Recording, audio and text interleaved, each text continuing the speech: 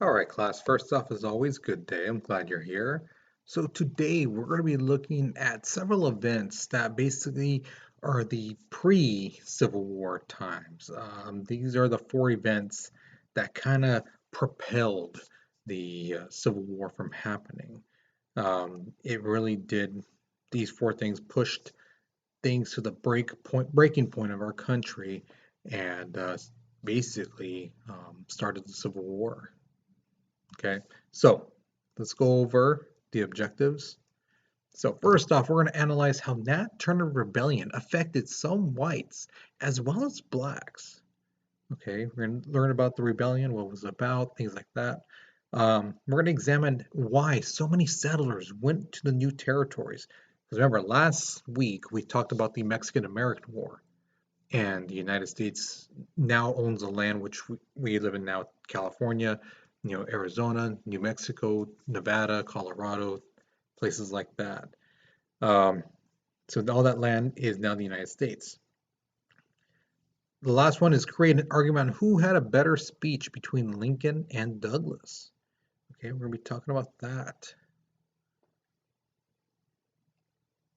So here's your warm-up picture. Now your warm-up questions are a little bit different. Basically, the first question says analyze a picture and basically draw a conclusion on what this artist is depicting. So what is this artist creating? What is this thing you see? What's going on here? Okay, so there's the first question. Um, and the second question is based off the painting. Okay, based off the painting, um, critique it, analyze it. Do you think these people are liking what they're hearing? Does it look like they like it? Do you think they are kind of like upset with it? They don't like you know, what's being said? Okay, that's the second question. So again, you should be looking really at the faces of the people and drawing a conclusion on if they like it or not. Okay, so go ahead, continue writing if you're doing so, but we're going to be moving on in three, two, one. All right. So between 1830 and 1859, there were like four events that really catapulted the Civil War into happening. Okay. Now, the thing is, the first one that popped up was Nat Turner's Rebellion. Okay. This happened August 21st, 1831. And the thing was, Nat Turner was a slave. Okay. But the thing is, his owner, Benjamin Turner, taught him how to read, write, and taught him about religion. Now remember, it was illegal for a slave to be able to read and write. But Benjamin Turner was kind of like, I care less what you guys think. I'm going to teach him. And he did. He taught him. The thing was, Nat Turner, not only was a big, strong man, he had that presence, but he also was a good speaker, very good speaker. And again, because he was taught, he was educated. Because of that, the other slaves kind of gravitated to him. Okay, not just because of his size, but also his mentality. He was thinking. He could write. He was, in a sense, kind of higher up than them because he could do those things. Now, another kind of mandala effect thing that we're breaking is the thought that slaves only worked at one plantation. No, you know, they were also leased, which means that let's say another farmer needed extra hands for whatever reason. Another farmer would say, okay, I'll lend you this slave for a month for $500, whatever it may be. That's leasing, and that's what happened. And that's what happened to Nat Turner. He went to John Travis's plantation. Now, the thing is, while he was at that plantation, he, in a sense, believes that he's had got a sign from God that he was supposed to free the slaves. So he and six other people killed John Travis's family. So they killed John Travis and his family. They armed the other slaves, and they went out and freed more slaves. 75 in total. Okay, they ended up killing 55 white people. Okay. Now, of those 75, 16 stayed with him. The other 59, they went off, they went off their own way, went for freedom. Some went down south, things like that. But the thing is, John, or Nat Turner and the 16 slaves were caught, they were killed. But the thing is, because of this rebellion, 200 slaves were executed. I mean, really, they were massacred. Some were lynched, some were tarred and feathered, some were dragged, on horses and things like that. So some died in horrible ways. Now, on top of that, there was new laws that were created in the South. It prohibited any type of education for African Americans. So, example, and let's say, and thing is, this applied to white people too. You could not educate a black person at all. So let's say a slave owner is at a store and he's with the slave and he tells him get 2 apples. The slave owner or the slave gets 3 apples.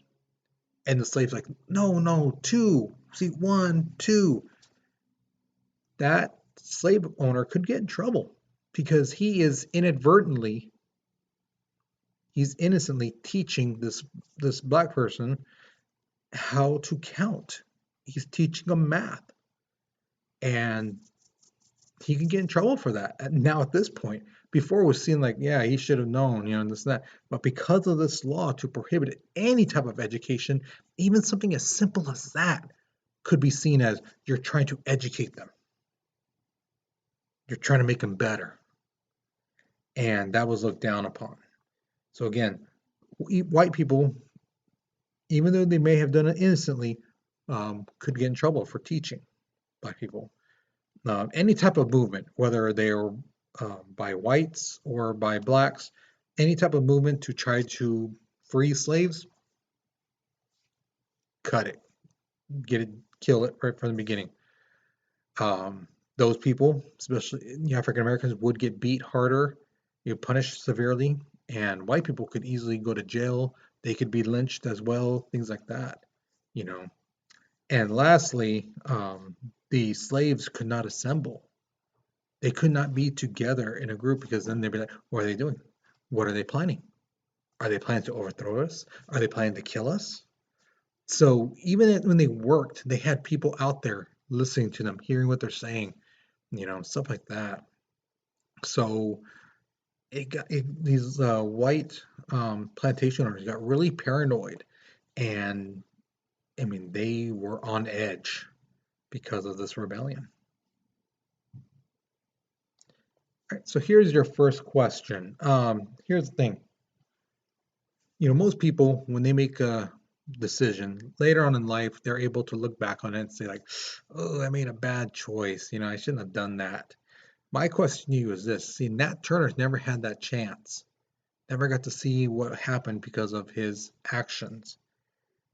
But if he had, someone was to tell him, because of you, 200 people are going to get killed, like really bad, and there's going to be a bunch of laws against African Americans and against white people who are trying to help African Americans, do you think he still would have done it? Do you think he would have sacrificed, saying, you know what, those 59 people that he saved, who got their freedom, it was worth it? Or do you think he would have been like, yeah, it's not worth it? So what do you think? Do you think he still would have gone on with it if somebody would have told him this is going to happen because of your actions? So what do you think? Okay, so go ahead, pause the video, answer the question, but we're moving on in 3, 2, 1. So here's the thing, the Missouri Compromise. We talked about this a couple weeks ago. It's this line right here, the 3630 parallel line, and it continues on over here, okay? From where my mouse is, right there, all the way to the other side. Now the thing is, everything above the line would be free. Everything below was going to be slave. Okay. Now that's the thing that a lot of Southerners liked, was that everything below was going to be slave, but the thing is, it was going to be slave forever. And that's the words they like to hear. Forever. That sounds amazing. That's what they wanted. The North was kind of happy because the thing is, look at all this land above here. From where this mouse is, right there, and above, that was going to be free land. And that's so much more land where people can live there. They're going to get power because the states, think how many states are going to be right there. And they were going to be free. So that could tip the balance. Okay. And it's called the compromise because, again, remember, both sides were not getting exactly what they wanted. And both sides were happy with the deal. That's a compromise. Is that you don't get everything you want, but you're happy with it, and same thing with the other side. Okay. The reason I bring this up is not only to give you a refresher of what the Missouri Compromise was, but also to show you how Franklin Pierce, our 14th president, basically said no. Both sides were happy with it, and he says no. He got rid of it and basically said, let the states decide. Now remember, all that land the United States just got from Mexico. And now he's like, let the states decide. So whoever is there in that state, they will decide whether it's going to be free or slave. So when that happened, a bunch of Northerners who were anti-slavery for the most part, and the Southerners who were pro-slavery, they wanted slavery, they start sending people out to the new territories. Kansas, Oklahoma, uh, New Mexico, Arizona, Nevada, California, Colorado, Oregon. They start sending a bunch of them. Okay. Um, and the thing is, Kansas, which is in the heart of our country, is filled with people. And it's about half, about even 50-50. Anti-slavery, pro-slavery, and they're fighting. And more people are coming in every day. So it just goes back and forth. 49% pro-slavery, 51% anti, and then they just keep going back and forth, back and forth. You know, and as you guys know, whenever there's a occupied area where two groups of people who don't agree on stuff, chances are if they run into each other enough, there's going to be some going down. And that's exactly what happened for 6 years. Now, the fighting was not constant. It wasn't every day, but it sprang up quite a bit. It wasn't like, oh my God, there's a fight over there. It's like, dang, there was another fight, you know. So this picture is a great illustration of to show you how the fighting went down back then. You know, this side's over here, this side's over here. Okay. Now, somebody like John Brown, please remember that name. Keep in the back of your head, okay, because he's going to come up later on, like in a week or two. He led this anti-slavery group. He would say like, okay, let's build a town. This is an anti-slavery place. And don't worry about the pro-slavery people trying to come in because they won't. Because why? We made this town. And we'll make another town over here. And if anything happens to you, you have these guys to help you because they believe the same thing you do. So they'll back you up. Okay. Now, some pro-slavery people actually did kill some anti-slavery people. So what John Brown did was he said, okay, an eye for an eye. You kill some of our people, we're going to kill some of yours. And that's what happens. They end up killing 5 pro-slavery people a couple days later. Now again, John Brown using the Bible, saying an eye for an eye. You're going to find out later that that's what leads to his demise. That's what brings him to the end. Okay.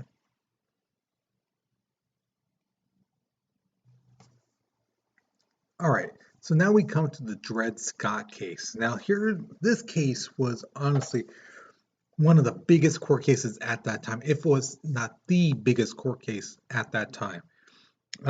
It's still ranked pretty high in the most important court cases of all time. It's still up there, if not the top 10, at least the top 20. Okay, so what happened was Dred Scott, he was born a slave. Him and his master went and lived in a free state. Okay, now by law, when a slave moves over and they set up residency and things like that, they establish themselves, they are now free. Okay, so he stayed with his master basically as a way like, hey, I'm gonna stick with this guy. He brought me here. He wants me to be free. So he kind of stayed and helped the guy. Well, the master died, and the master wanted to be buried back in his home state. So that's what they do. They went back. He buried his master, and as he was leaving, he's like, "See you guys later." The guy's family's like, "Where are you going?" And he goes, "Well, I'm free." And they go, "No, you're not. You're still our property." And he goes, "No, no, no. I've lived in this free state for, I think it was like 6 years." He goes, "I'm free, and also your dad was gonna free me. So yeah, I'm good." They hold him and they make him a slave again. Well, he goes to court, try to get his freedom.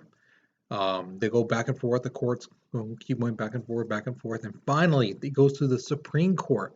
Now, the people who feel that he should be free, they're kind of kicking back. They're like, okay, yeah, we got this because the judges, the Supreme Court judges, are supposed to look at the law. They're not supposed to really go with what they feel or what they believe in. It's supposed to be about the law. And that's where things got pretty bad because the thing is the judges, majority of the judges felt that slavery was okay. So I'm sure you can already guess what happened. In the court case, they said, yes, you are still a slave. And this just shook everybody. It was like, what? How is he a slave? Was he set up residence in this new state. By law, he is free. And then the court's like, well, he says that the slave owner was going to set him free, but where's the documentation? There's nothing that says that he's actually truly free. And if he was free, why did he stay with his master? And also, then, too, why did he come back? So and when you come back, they can get you. So he is a slave. The anti-slavery people are just livid. They are so upset. I mean, beyond upset. The pro-slavery people, the people who wanted slavery, kept this ruling in their back pocket. And anytime there's some type of argument saying, no, no, no, when a slave crosses into a free territory, they are free. They go, no. Look at the Dred Scott case. Basically, that person is still a slave, and that's my property that's running away, and you're helping it get away. Okay, so this really got both sides really, really angry. Okay. Now, the next part is the Lincoln Douglas debate. So, Lincoln and Douglas, as you see right here in the picture, they have 7 total debates.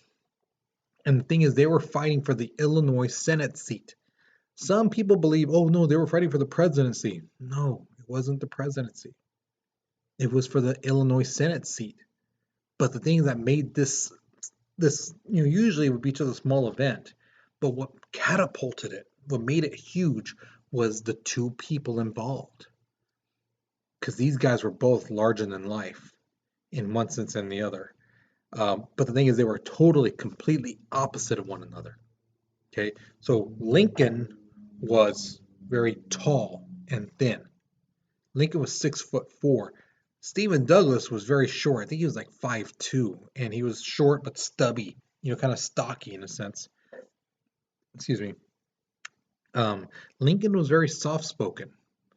He was used his old, type of Kentucky, Illinois accent, the Midwest accent, and he's used his words. It was his words that he said that really got people, made people think like, yeah, okay, yeah, I see what you're saying. Douglas, on the other hand, was very loud. He was loud and very theatrical and showing emotion and basically pumping up the crowd. So whereas Lincoln used logic to get people to think, Douglas used more of kind of, get people pumped up type of thing, to get them going. So each side had their own way of getting people to their side. Now, in class, we did this, the similarity differences between the two. One was pro-slavery, one was anti. If you know anything about Abraham Lincoln, you would know which one he is. Is he for slavery or against slavery? We went over who was tall, who was short, who was thin, who was bigger, who had a soft voice, who had a loud voice. Okay, and in the middle between the two, it should be they're both running for senator. Okay. All right, so here's the thing. We did this during class. Basically, I had you guys annotate this. Now, the thing is, what I wanted you to do was to read a little part of it and basically find where does it say that. I mean, this is a speech by Douglas. Where does he say that he is pro-slavery? Where is it on here that he says that he is pro-slavery? And he does say it several times. Or where does he say something that he tries to scare people into thinking like, oh, if slaves are free, it's gonna make things worse in our country or in our state, you know. So that's something would want you guys to do during this time, to pause the video, read basically from where it says like Dred Scott, where they're here, and below you'll see what he truly believes. Okay, because he's very straightforward. He doesn't use big language, so to speak.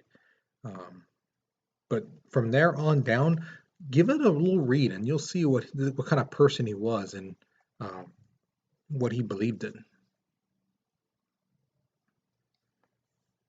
Now, this is Lincoln's part of his speech, and the thing is, he is very difficult because the thing that made Lincoln so amazing is his use of language. Because Lincoln walked the thin line of saying things but not completely saying it. He never really said, "Oh, I'm completely against slavery," but he did kind of notion. He gave that like, okay, he is, but he didn't really say it. And that's the beauty of language, and that's the beauty of Lincoln when his speeches. He's saying things, but he's not directly saying it. Okay, so if you really want to challenge, find something in here, find a sentence where Lincoln basically says, I'm against slavery. You know, it's pretty hard because again, it is difficult. Lincoln is a skilled speaker. So when you read it, don't just read and be like, oh, that's what it is, what it means. You kind of have to look at the whole sentence and be like, okay, is that what is he really saying here? Okay. So here's your next question. In his speech, if you did read it, you might have come across this part. Remember, the issue of slavery has been around. It's been a hot topic issue for like 80 years at this point. And Lincoln says, I had no thought in the world that I was doing anything to bring about a war between free and slave states. So, in other words, he's saying, I didn't know I was saying something that would bring us closer to war. I didn't know I was saying things that upset people, you know. But again, you have to remember the issue of slavery is a hot topic issue. It's something that's been in the elephant in the room. Nobody wants to look at it, but everyone knows it's there. Everyone knows that this thing is a problem. So do you think Lincoln is telling the truth that he didn't know he was doing something wrong, or that he was pushing, you know, he's getting some sides upset, or getting some side riled up, for war? What do you think? Do you think he was telling the truth, or do you think he was kind of stretching the truth a little? It's like, yeah, I didn't know. Well, he kind of did, but he just still had to say it, so he kind of stretching the truth a little. So what do you think? Okay, so take a minute, write what you think, but we're moving on in 3, 2, 1. All right, so lastly, it's your exit ticket question. Now, here's the thing. There's only one question. Usually I give you like 3 options, but this time I'm only going to give you one because I want to know what you think. Of the 4 major events, the Nat Turner Rebellion, the overturning of the Missouri Compromise, the Dred Scott case, the Lincoln-Douglas debate, which one of those really pushed the United States closer to civil war? Okay, all of these did bring us closer to the Civil War, but which one do you think really angered and or pumped up the other side that made it like war is inevitable, like war is going to happen? So which one of those 4 things really pushed us closer to the Civil War, in your opinion? Okay, use evidence from this lesson to back you up. So don't just say like, "Oh, Dred Scott, why?" Um, because that's not going to do it. Okay, back it up with evidence. Back it up with stuff I've talked about. If you need to go back, by all means, go back. Okay, because if you just pull something out of thin air, um, you're not going to get the full points. Or if you make something up, or if you get something from the internet, I'm going to know, yeah, they went on the internet and looked something up. Instead of simply rewinding the video and finding the information. No, you went onto Google, you typed in something, and got the first response. Okay, trust me, I know what you guys do. Okay, so once you're all finished, you are done with this lesson. Hopefully you learned something new. Hopefully you enjoyed it. Um, hopefully it gets you thinking, because we are going to be getting to the Civil War next. Okay, so you guys take care, be safe, have fun. All right, see ya.